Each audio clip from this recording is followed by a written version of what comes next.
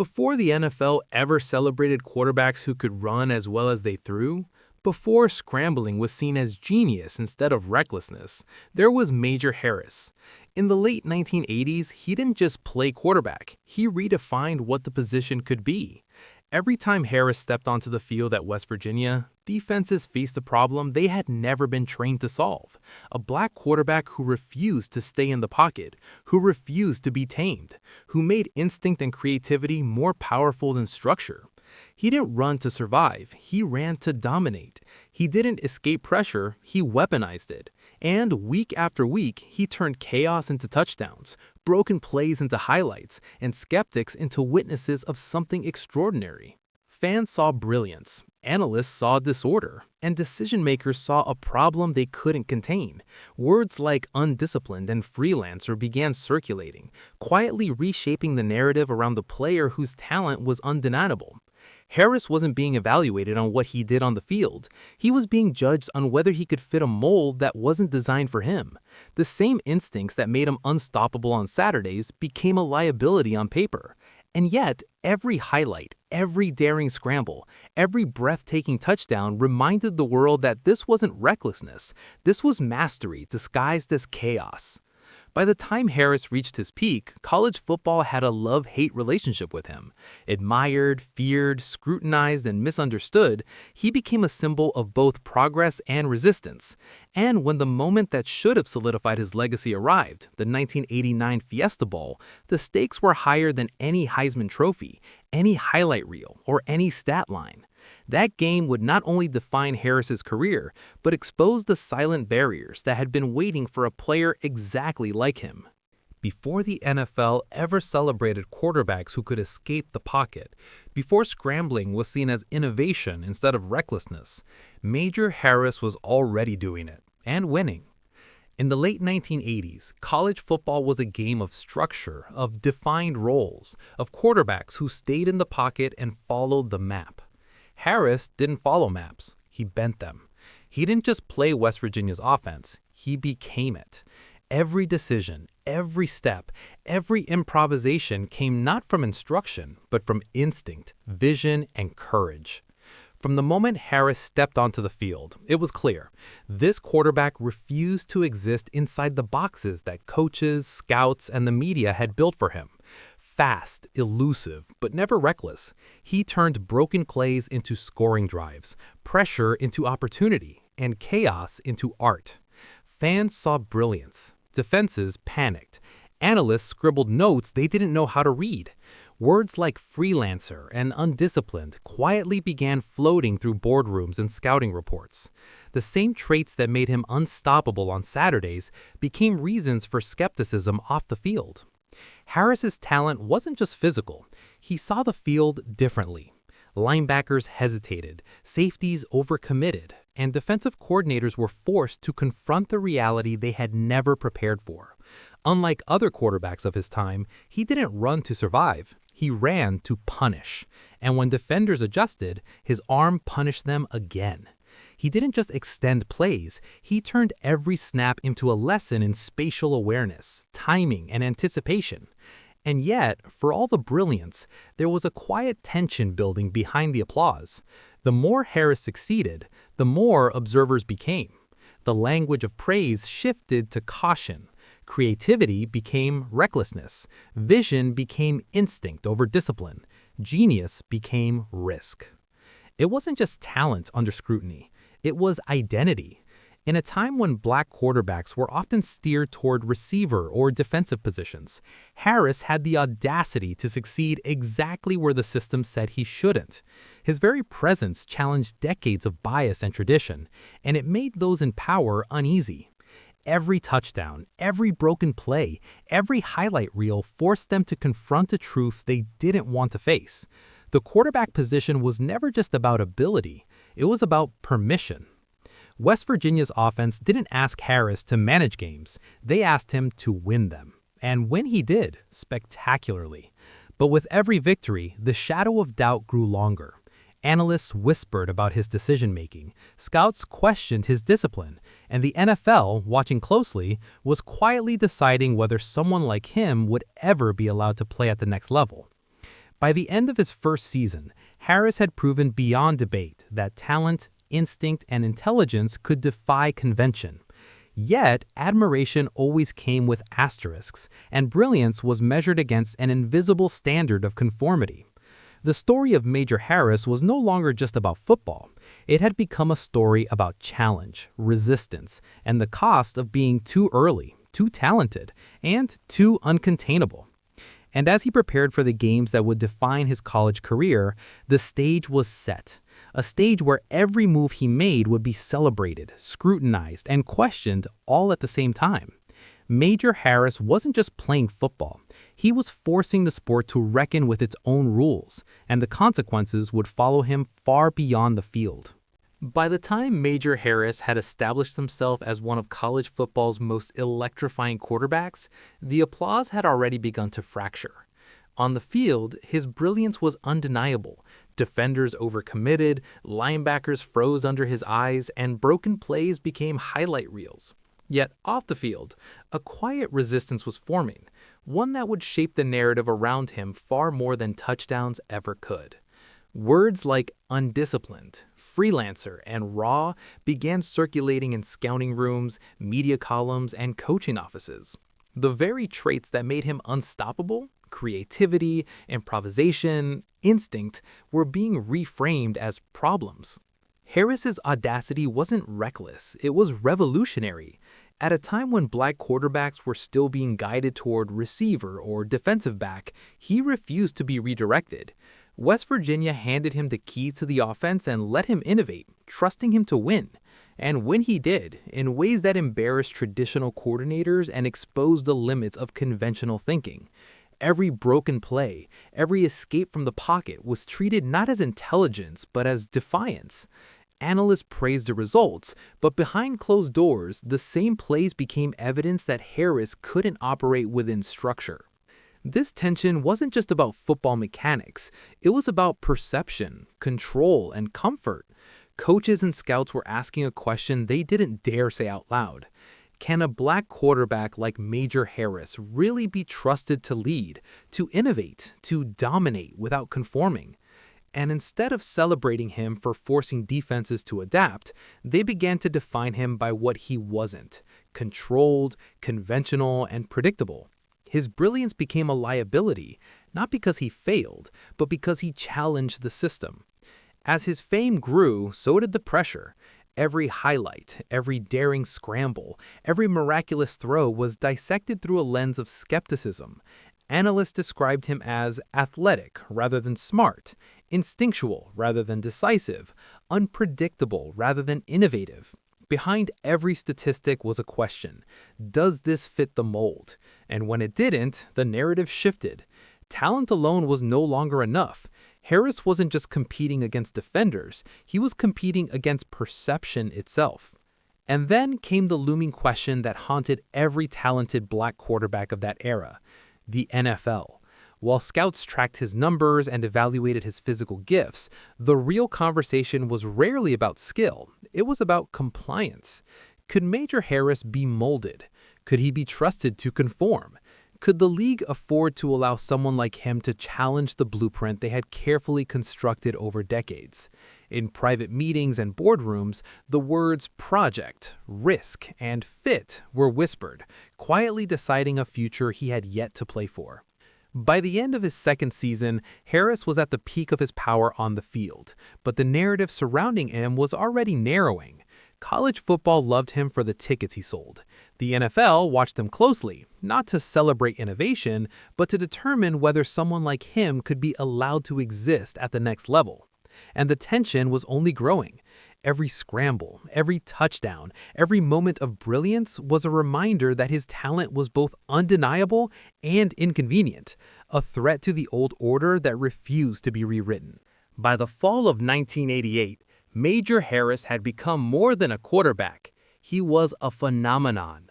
Every Saturday, defenses feared him, fans adored him, and the Heisman race kept a close eye on his every move. West Virginia's offense thrived because of him. Every play was an extension of his mind. He read defenses in real time, manipulated angles, and punished overcommitments with both his legs and his arm. He wasn't just winning games, he was rewriting what it meant to be a quarterback. And yet, the higher he rose, the tighter the walls around him became. The 1989 Fiesta Bowl was supposed to be his coronation, an undefeated season, national attention, and the chance to silence doubters all at once. This was the game where legacies were cemented, where Heisman buzz turned into undeniable proof of greatness. Harris entered the stadium as the engine, the threat, the centerpiece of West Virginia's championship-caliber offense. Every fan, every camera, every scout knew this game mattered. But football, as it often does, can be cruel. Early in the game, Harris went down with a shoulder injury, a moment that would alter more than the scoreboard. What followed wasn't just about the game. The injury became a lens for a narrative that had been quietly forming for years. Instead of acknowledging that West Virginia's offense collapsed without its catalyst, critics and scouts began to reframe the discussion. Durability, leadership, decision-making, all suddenly called into question. One incomplete chapter was allowed to overwrite an entire book. The physical brilliance, the instinctive genius, the uncanny ability to read and punish defenses, none of it mattered if the image of him on the sideline could be turned into doubt. And here lies the injustice.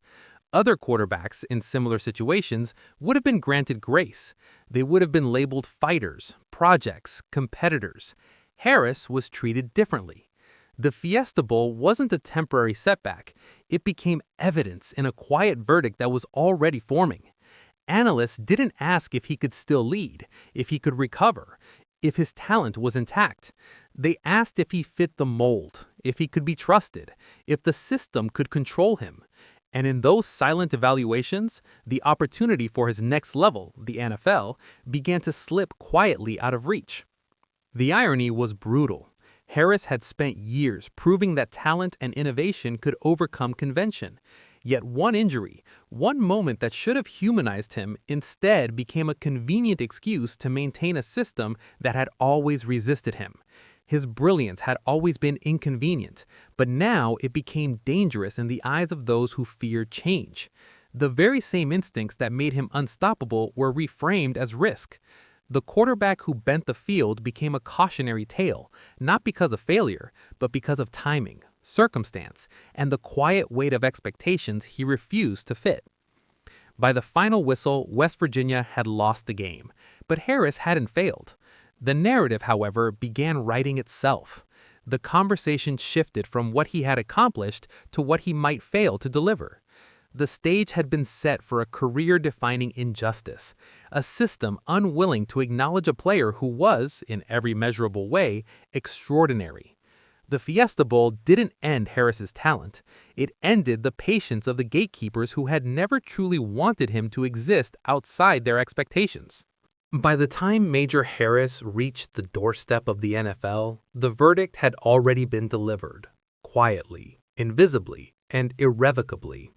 The league watched, measured, and decided that the quarterback who had rewritten college football would never take a single snap at its highest level.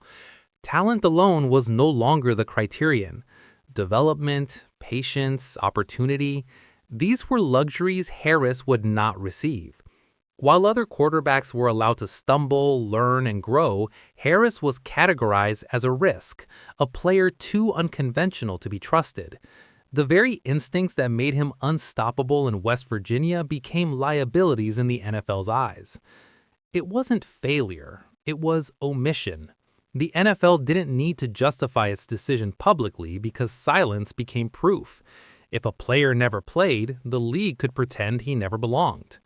And yet, every quarterback today who escapes the pocket, extends plays, and thrives on instinct owes a debt to the path Harris blazed decades earlier. The league eventually celebrated the very style it once resisted, a style Harris had embodied and mastered long before it became fashionable. But the acknowledgement never included him. He was erased from the story, his fingerprints quietly left on a game that refused to credit him. And the injustice wasn't only institutional, it was cultural. Scouts, analysts, and media outlets had spent years framing brilliance as risk and instinct as undiscipline. Every highlight, every miraculous play was filtered through a lens of suspicion.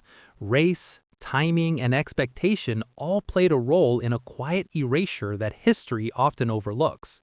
Major Harris wasn't just denied the NFL stage, he was denied recognition for pioneering a style of quarterbacking that now defines modern football. His story became a cautionary tale, not because he failed, but because he was too early, too innovative, and too uncontainable. Yet, the legacy persists. Every modern dual-threat quarterback, every highlight reel of a quarterback extending a play with vision and instinct, echoes Harris's innovation. Every moment a fan marvels at a quarterback who refuses to be boxed in is a reminder of what Harris proved decades ago. Structure matters less than instinct, leadership, and courage. History may have omitted his name, but the game itself carries his influence, silently acknowledging the brilliance that the system once rejected. Major Harris's story challenges more than just football. It forces reflection on opportunity, recognition, and the biases embedded in tradition. It's a reminder that progress is often credited only when it feels safe, sanitized, and separated from the trailblazers who first dared to break the rules. His fingerprints are everywhere, in every improvisation, every daring run, every quarterback who defies expectation. But so is the reminder that greatness can be erased quietly, without scandal, without apology, simply because the system is unwilling to confront its own limitations. And that's the truth the NFL and football history rarely tells. Major Harris never threw an NFL pass, yet every time the game celebrates a quarterback who escapes the pocket, it owes him silently. His story isn't a mistake, a failure, or a forgotten footnote. It's a warning, a lesson, and a testament to the courage of a player who refused to ask permission. Until football acknowledges that erasure, his story remains unfinished. But its impact, indelible, continues to shape every snap we watch today. Major Harris's story doesn't end with a highlight reel, a stat line, or even an injury. It ends with a question. What does it take for greatness to be acknowledged? And who decides which talents are allowed to flourish? For Harris, the answer was never simple. On the field, he redefined the quarterback position. Off the field, he collided with a system that measured value not by ability or intelligence, but by compliance and comfort. Every instinctive play, every daring run, every improvisation that thrilled fans became, in the eyes of some, a reason for hesitation, caution, and ultimately omission. The NFL eventually embraced a very style it once resisted. Dual-threat quarterbacks, improvisation, extended plays, and instinct-driven decisions are now celebrated, dissected, and admired. Every modern highlight we watch owes a silent debt to Harris's innovation, yet his name rarely appears in the conversation. He didn't fail to adapt. He wasn't incapable. He was simply ahead of his time, too disruptive for a system that preferred predictability. And so, history quietly erased him, not out of necessity, but out of comfort. But erasure does not diminish influence. Harris's fingerprints are everywhere. Every quarterback who escapes the pocket, who turns chaos into opportunity, who plays without asking permission, carries his legacy. The brilliance he displayed, the audacity he embodied, and the barriers he confronted silently shaped the way football is played today. What the system refused to reward, time and evolution finally validated. His story is a testament to the power of instinct, courage, and vision in the face of rigid expectations. And yet, the lesson goes beyond football. Harris's journey challenges us to consider how society treats brilliance that refuses to conform. How often are innovators, trailblazers, and disruptors forced to wait for permission to succeed? How often is talent measured not by results, but by how well it fits a preconceived mold? Major Harris's career is a mirror reflecting both the potential and the blind spots of systems built to maintain control. His triumphs and his erasure are reminders that progress is often delayed, not denied, and that recognition sometimes arrives only when it feels safe for the powerful to acknowledge it. For the audience, Harris's story is both inspiring and unsettling. It reminds us to celebrate courage and creativity, to recognize injustice when it occurs, and to question the narratives handed to us by tradition and authority. Every incredible play, every daring decision, and every act of innovation carries the risk of being misunderstood. Yet it is through such risk that change happens. Major Harris played football the way the world had not yet been ready to see. He forced coaches, scouts, and leagues to confront their biases, and in doing so, he carved a path for the generations of quarterbacks who followed. So when we watch the modern game and marvel at quarterbacks who make the impossible look routine, we should remember Major Harris, not as a cautionary tale, not as a footnote, but as a pioneer who showed what could be done without asking permission. His story challenges us to honor those who come too early, to question the systems that resist change, and to recognize that brilliance often arrives before the world is ready to understand it. And maybe, in that recognition, we can finally ensure that talent is never erased again.